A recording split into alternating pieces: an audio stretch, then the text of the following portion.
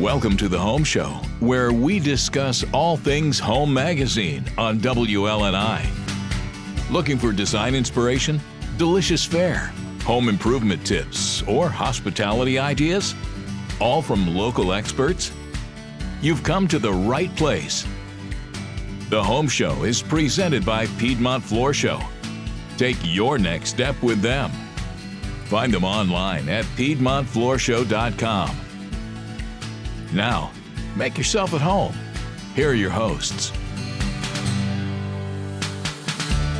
Hello and welcome to the Home Show. I'm Trish, publisher of Home Magazine, here with Ashley Scammerhorn, our producer, and our guy Rich. Hey, Rich. Our guy. Our guy Rich. That's what I am. Yes. That's better than Homeboy. He won't do that. He doesn't like Homeboy. Mm-hmm. Yeah. Great show today.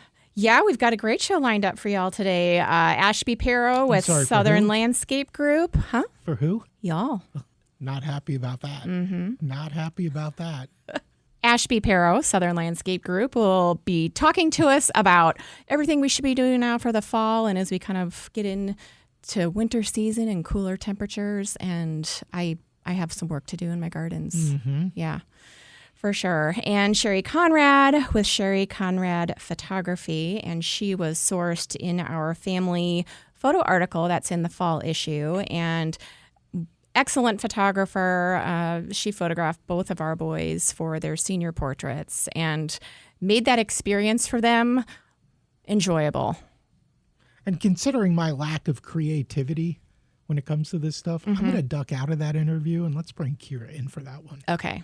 Yeah. And Kira was also in there. Kira provided photos, and it was a really lovely article. I mean, there's just so many great pictures for photo inspiration, and we just, cover, what you should wear and different places where you could go and picking the right photographer for you, because everyone has different editing styles and it really makes a difference in the final product. So we'll talk about that a little bit too, but yeah, it's going to be a great show. And if you have not picked up the latest copy of Home Magazine, you can find it many places around town here. You can go to cvhomemag.com and go to the bottom under distribution pages, and you can, find where we all. It's hard not to find us. We've got like 75 locations here in Lynchburg. So. And if you stop somewhere and the rack's empty, just call the morning show and yell at Anthony. Anthony does a fabulous job keeping everything He does. He on the really racks. does. Yes, for sure. Big help. Mm-hmm. Big help. Yep. So this, I don't know. We are, in the middle of October. I don't think if anybody is trying to figure out what to do this weekend, I mean, there are so many things to do. And one of the things is Virginia Mountain Vineyards is having on October 19th, the Black Dog Salvage event. So that might be something fun you could do and go take a drive. I mean, we're not near peak. I was looking up, just kind of when we were going to be peaking for leaves, and it's going to be like the end of October. But we're getting there. Yeah, getting there, but just a perfect time to take a drive, enjoy the scenery, go to a brewery or winery, go to a park and have a picnic outside. It's just, this is my favorite time of year. And you guys have a really convenient map that you've made for everybody in the current issue of Home Magazine. Great map with a bunch of different sips and scenery. They call it a great time to see the foliage, try out some of the seasonal flavors at different places, offering different things, wine, beer, and we also heard some places have bourbon now. Yeah. Yep. Just be careful driving on those mountain roads after you've had a couple of those, though. Yeah, having a DD would be good. Always is. Always is. Always is. Well, we are going to take a quick break here, but before we do that, your next step with Charles Snyder of Piedmont Floor Show. It's time to figure out what your next step is on the Home Show, presented by Piedmont Floor Show.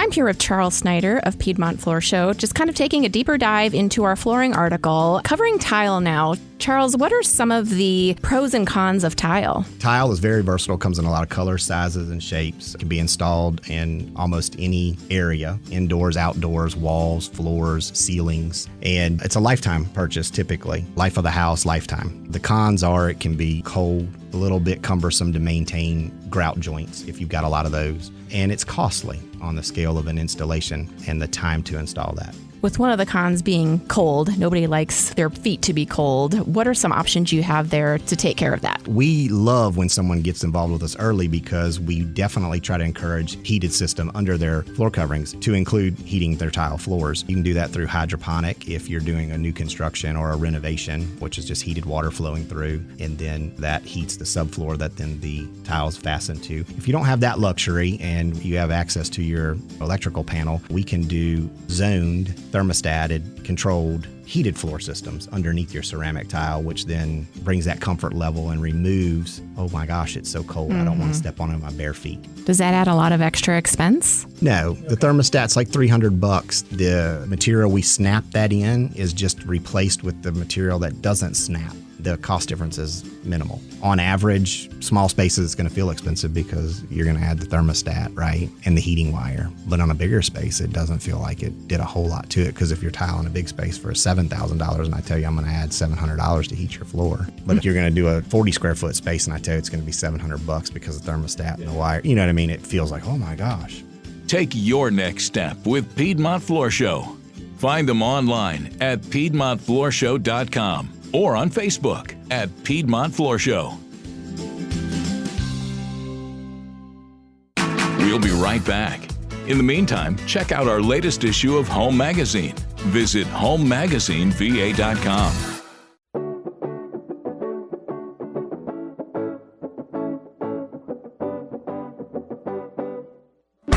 Got an idea you'd like to share with us? Find us on Facebook and Instagram at Home Magazine VA. Now back to the Home Show on WLNI, presented by Piedmont Floor Show. Welcome back to the Home Show. We are just going to jump into our first guest here on the show. Longtime friend of the Home Show, Ashby Perrow with Southern Landscape Group. Welcome back, Ashby. Hey guys, how are y'all doing? Good. You mentioned before the break that your favorite time of year professionally is right now, fall. Why is that? It's, in the landscaping world, it is just a very dynamic time of year. There's a lot going on.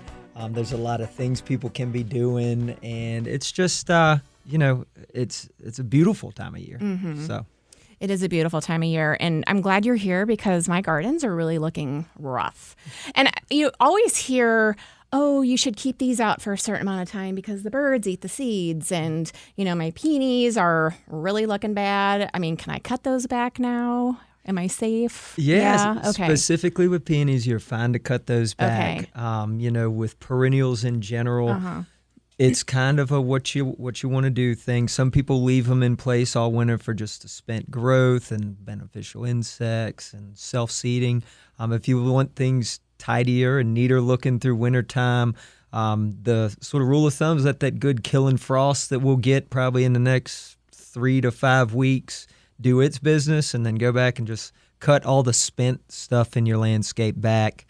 Throw it in a compost pile or in a ditch somewhere, and that'll just make things look nice and tidy for the coming winter months. Yeah. Is that kind of the recommendation, is to wait for the frost rather than doing it earlier, just for the aesthetic, kind of look? It's not going to hurt to do it any earlier this time of year, but you wait for that killing frost. That way the plant's getting every bit of life out of it.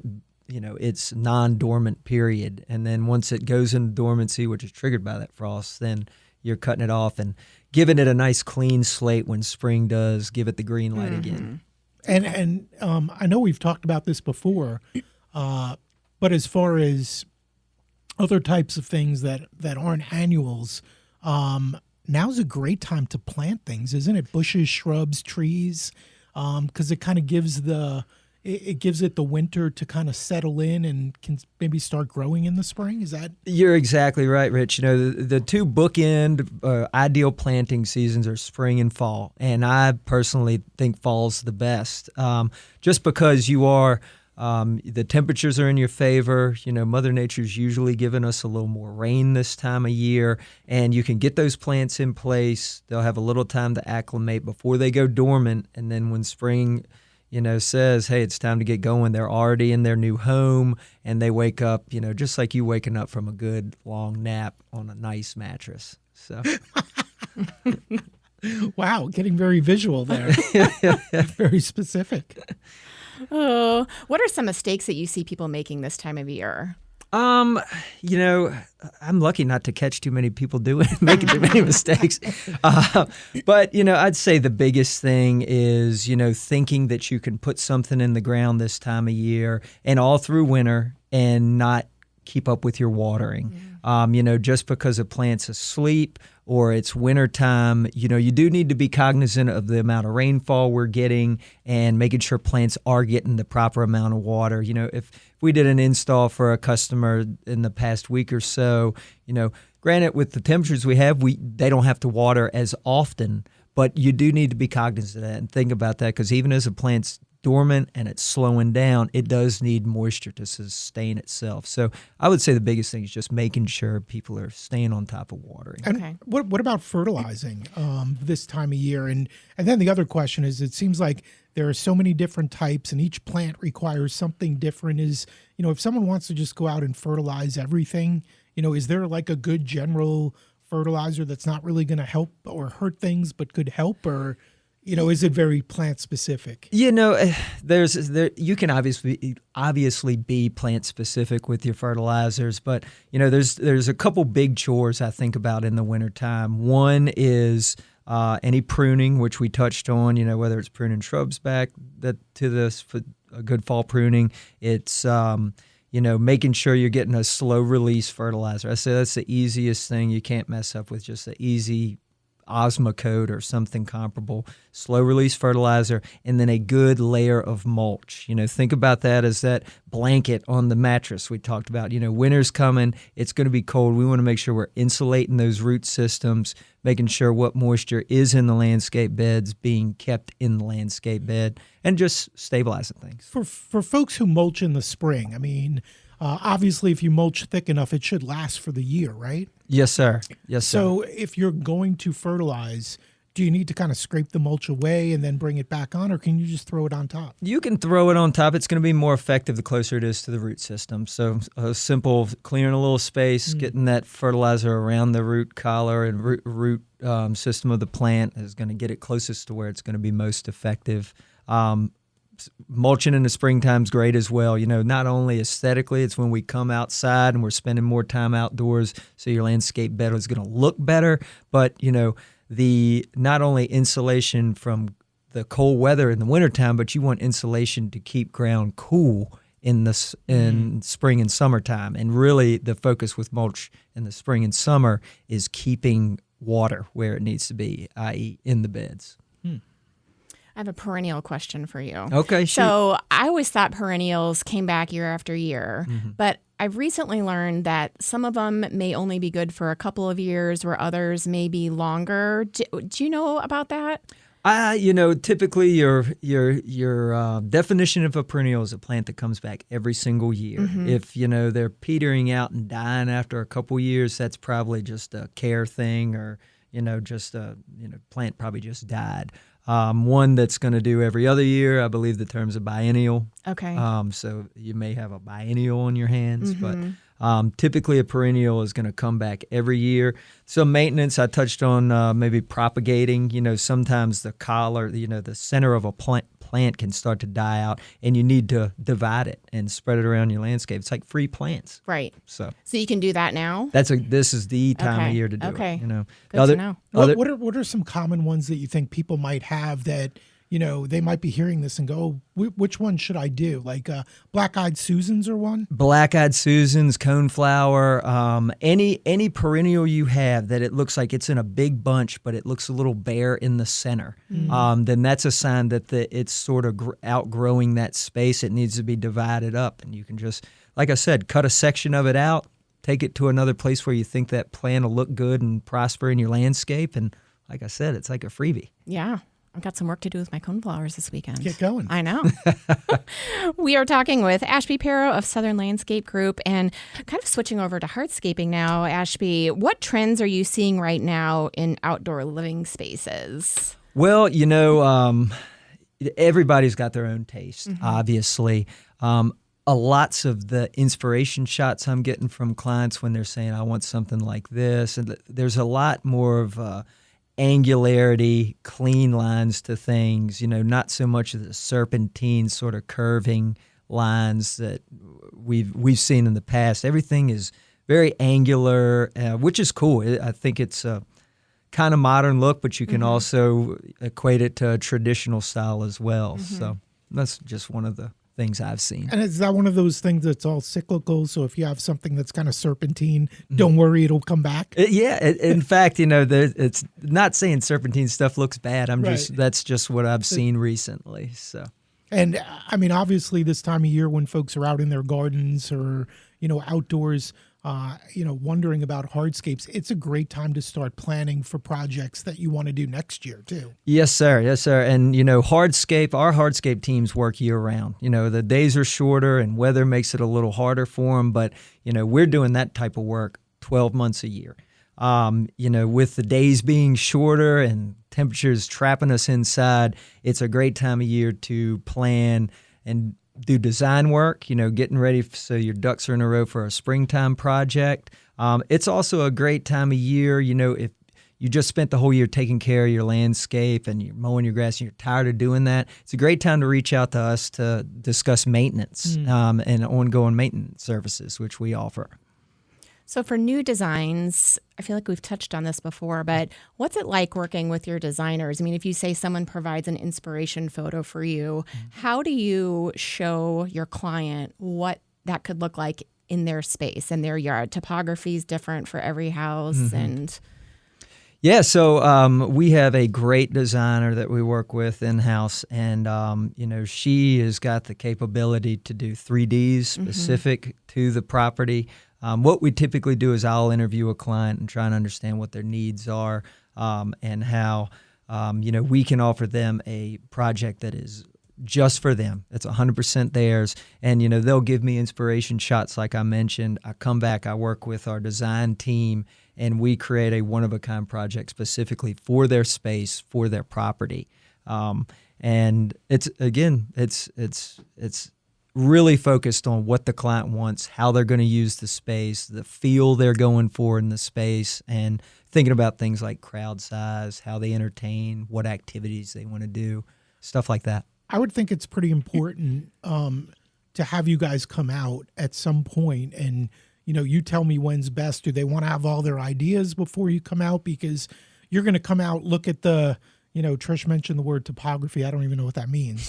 But, they'll look at your landscape. They'll look at how your yard's set up. And then you guys can help give ideas as well as, and maybe in some cases shoot some of theirs down. Like, yeah, that would look beautiful, but you haven't factored in this, that, or the other, which could be problematic. Yep. Is that right? Yeah. So the first step is just what we call an initial consultation. And I show up and I really spend more time asking questions than I do offering ideas. Because as I said, there are a million different combinations on any property that we could offer someone. And it's really important to us at Southern Landscape Group that we're understanding the client's needs and their goals and just how they want to use the space, the type of people they are, before I start offering suggestions. So the first meeting's me asking and listening more than offering ideas. And ultimately, it's a process that has allowed us to give people really,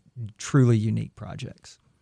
And this is one of those times a year, and I think we were just talking with Laura Burrell from Francis Oil a couple of weeks ago, and she was saying that fire features are becoming more and more common using propane rather than just regular wood. Is that something that you guys are seeing and doing a lot of too? Yes, sir. Obviously we do good old-fashioned wood burning fire pits and fireplaces outside, but we also do gas logs, gas burning fire pits. Just finished a great project that has gas torches leading down from the elevated pool deck down to the guy's dock. And oh, wow. There's many different ways to introduce fire to your project. And it doesn't have to be a gigantic project to have some fire in there. This is fire season. It is. Well, do you have recommendations of, whether it be, propane or gas logs or whatever, outdoors versus regular fire? Is one easier, better? It's again back to what the client wants to do. There's I always think it's kind of fun to build a fire the good old-fashioned way. If you have kids, it's a fun activity to do with them. S'mores taste better off of natural fire instead of gas. If convenience is what you're looking for, then gas is the way to go, because you can literally do it via an app on your phone. Walk out, click a button, and that's hard to beat sometimes. It is indeed. It is indeed. It is awfully fun to build a fire, though. Mm-hmm. Yeah, for sure. Well, I have one more question. Are you all doing your holiday planters this year? The holidays are right around the corner. We are. Okay. I think we're working on fall stuff now. Mm-hmm. So fall stuff is, if it's not already in place, it's going to be in place. And then it's in place for maybe a month, getting close to Thanksgiving, and then we go to the sort of Christmas wintertime themed ones, which I think look really cool every year. So talk about those for a second in a little bit more detail. How do they work? Do people come down and pick them up, or how does that whole, can they choose different ones? I mean, so we offer designs for them, okay. And it's typically it's a service that's part of a comprehensive maintenance package. These clients have the planters in place, and depending on how many swaps they sign up for, we'll offer a springtime planting, summertime planting, a fall planting, and then the winter install as well. So, and it's not necessarily something I have my direct hands on, but I know that the planters are a little bit different every year. It's not just a cookie cutter thing. It really, they turn out looking fantastic. Yeah. I'm sure they do. So you guys do so many things. We only touched on just a small amount. How do people learn more about Southern Landscape Group? The quickest way is go to soscapes.com, check our website out. We've got a great portfolio on there. We've got a great description of all our services. And then you've got even more contact information there. You can reach directly out to our office. Number will be on the website there. That's the easiest way. So. Great. Thanks so much for joining us, Ashby. Always glad to come see you guys. Yes, always great to see you too. We need to take a quick break. We'll be back with more of the Home Show right after this. For more design tips and ideas for your home, follow us on Facebook and Instagram at Home Magazine VA.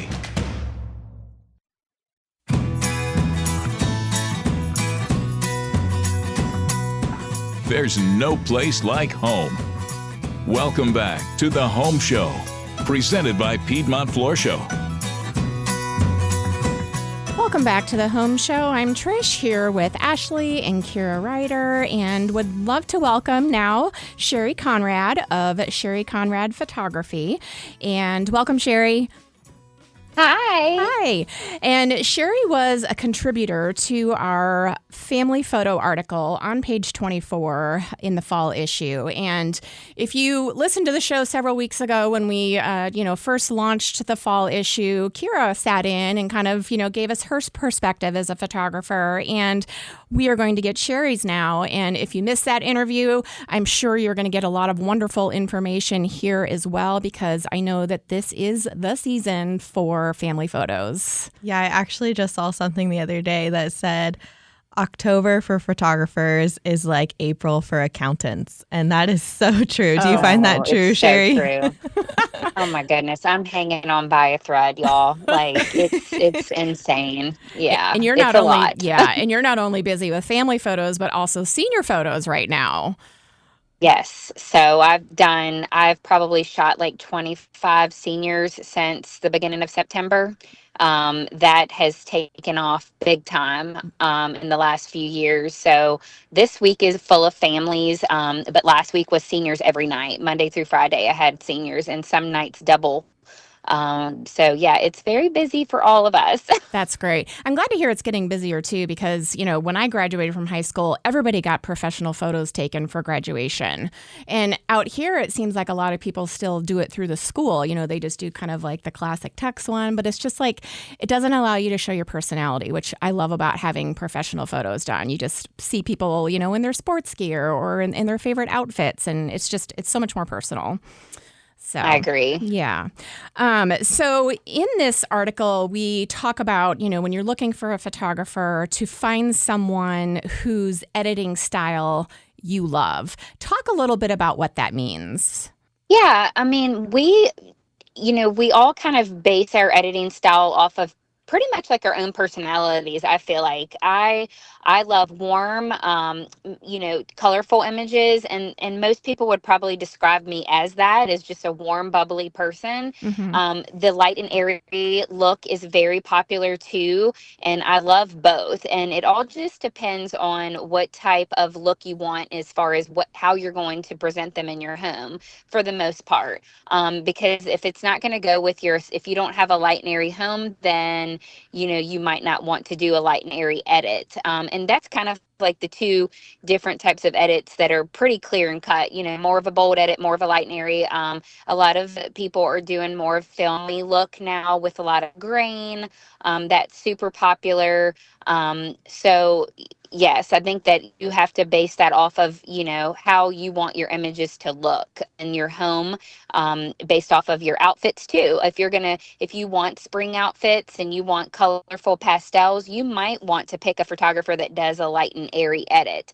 I would never probably suggest any of my clients ever wearing pastels, and I know we're going to talk about that, but if you're going to wear pastel colors, definitely is not going to look good with my editing style. My editing style is warm and colorful, sometimes a little bit more deeper look, more of a matted look. So yeah, I think that's pretty important when you're picking who you want to do your photos. And family photos can range a lot in like size. You could have, couple versus like a giant, everyone in the entire family. So what are your best tips if it's a super large group?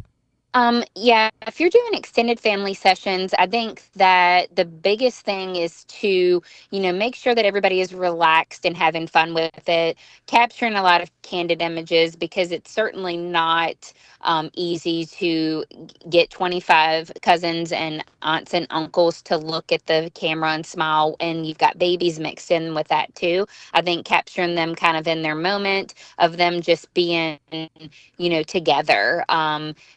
I think that probably would be one of the more difficult sessions to shoot, is doing extended family. So anyone that specializes in that, I really applaud them for that, because that's not an easy thing to do. But I think that being casual and just kind of catching them in the moment, and of course that's my style anyway. I love candid shots, just capturing the connection between the family. Mm-hmm. And if you do have a large group of people, even a small group of people, blinking. It seems like there's yes. one in every crowd who just like you click and you've got eyes closed. So any tips on how to correct that? Have a very fast finger. And have a fast shutter speed. I'm an overshooter with I walk out of a session with probably 1,000 images. Obviously, you don't give them that many, but I'm an overshooter. I click, click, click, click, because when you're in the moment and trying to capture these, intimate situations between a family, you don't want to constantly be looking down at your camera to make sure someone didn't blink, or that wasn't doing the right type of facial expression. So it's just kind of just shoot, and another thing would be being really good at Photoshop. I have been very much known to do head swaps. So you'll have a perfect image of everybody looking lovely and then one person blinking or looking away. So I have been known to do that. But yeah, that's just a little secret that I keep. I don't ever let the family know. They're just like, oh my gosh, you got everybody looking and smiling. You're amazing. Right. Yeah. And if you are just shooting a whole bunch, like right at the same time, their movements are so minimal that it's probably easy to fix that. So we are talking with Sherry Conrad of Sherry Conrad Photography. And Sherry, so after the photo shoot's all done and you've got your beautiful gallery of photos, what are some things that you see people doing with their photos? Obviously, getting them printed for Christmas cards is a big one, but, displaying on walls. What are some other things you find that people are doing now with them? Well, obviously, they're all sharing them on social media. That's the number one thing that people do when they get their pictures back. And, it does make you feel good as a photographer that someone felt like that they could share a full gallery on their own personal pages with the images that you got. Teenagers and my seniors, they love doing that on their social medias, like their Instagram. They do Senior Sunday.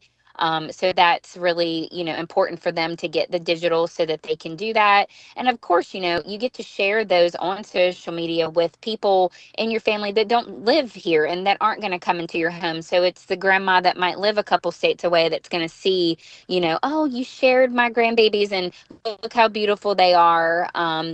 But I do strongly suggest that everyone print them. You're investing a lot of money for a family photographer. I realize how expensive booking photos are in today's time, how expensive it can be. So if you're going to invest in that session fee, you certainly need to invest in printing beautiful quality images. And I talk with my clients all the way through the process. The gallery system that I deliver them through actually is it talks them through it as well, as far as them favoriting their favorite images. If they want to download them, all they can, and then it helps them with how to print them. I've worked with several families on doing gallery walls. I'm a big fan of those, and you can do small ones and big ones all throughout your home, down a hallway, in the living room, over an accent table, doing a small little gallery wall like that with different sizes, different frames.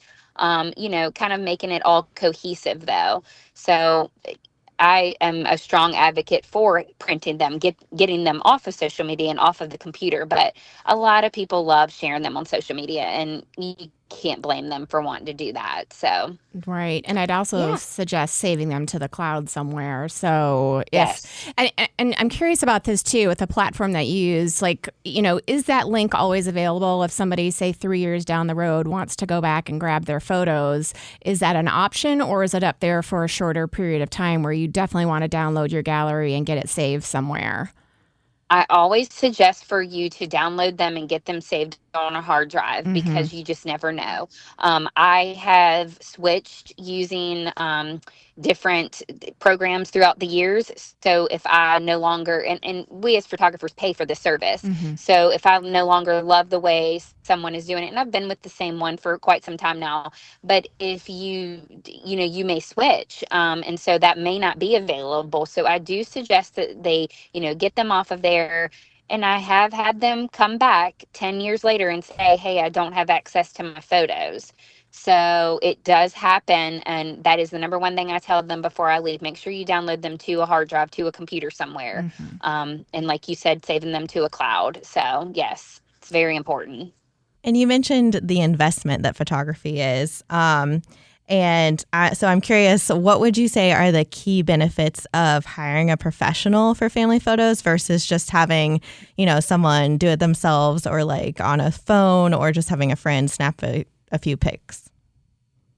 Well, I think that when you hire a friend, they may not be taking it as serious as someone that is relying on this for their livelihood. I mean, this is my career. This is how I feed my family. And, I take it very serious. So it's, a matter of me doing the prep work beforehand that you're going to get when you hire a professional. A friend may not be able to do that because they're just doing it as a hobby.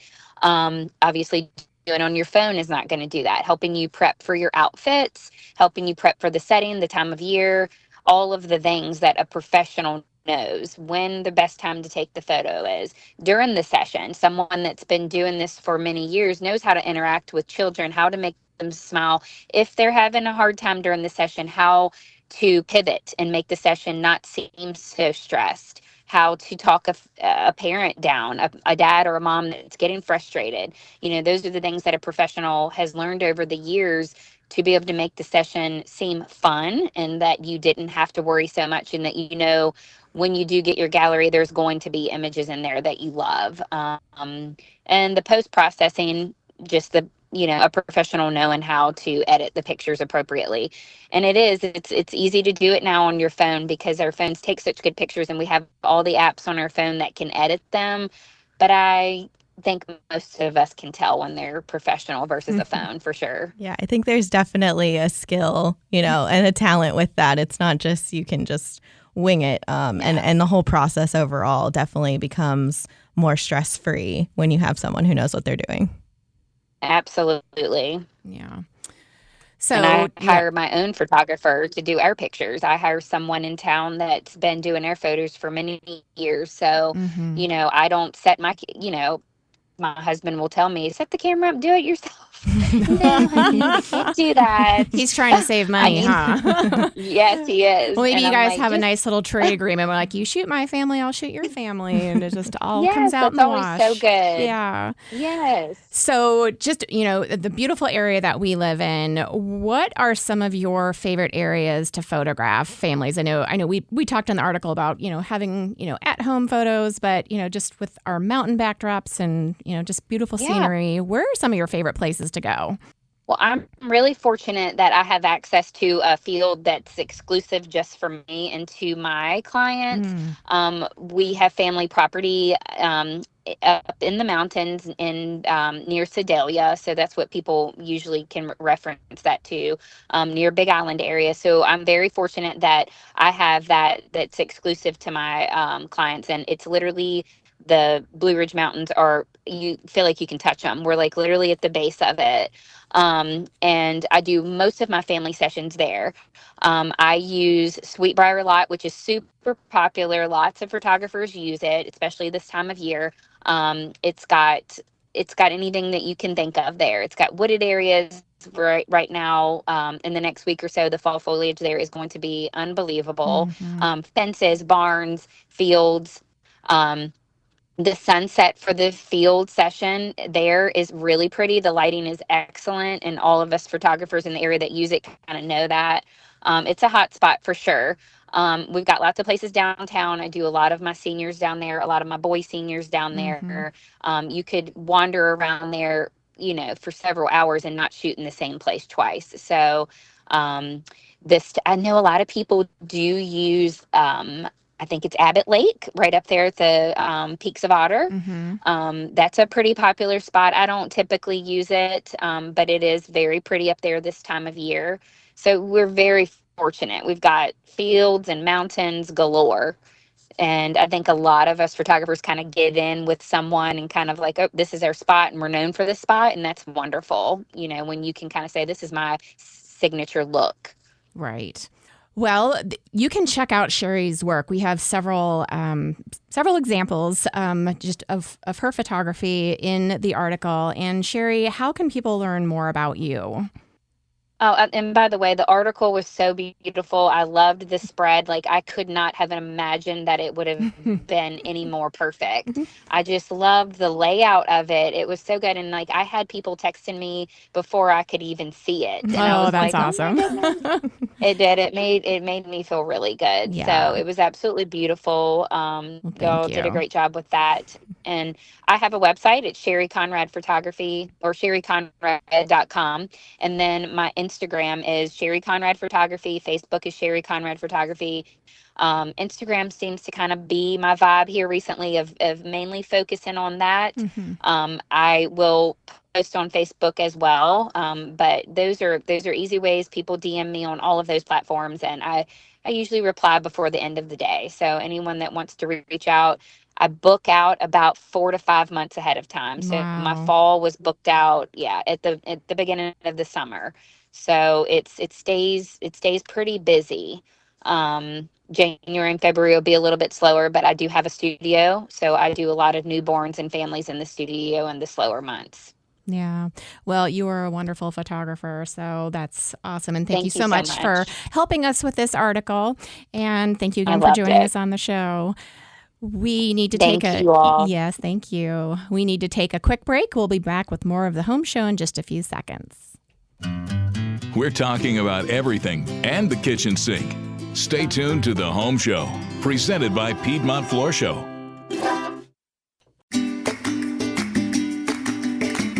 Welcome back to the Home Show, presented by Piedmont Floor Show on WLNI. Heard it on the Home Show? Find it anywhere you listen to podcasts and at WLNI.com.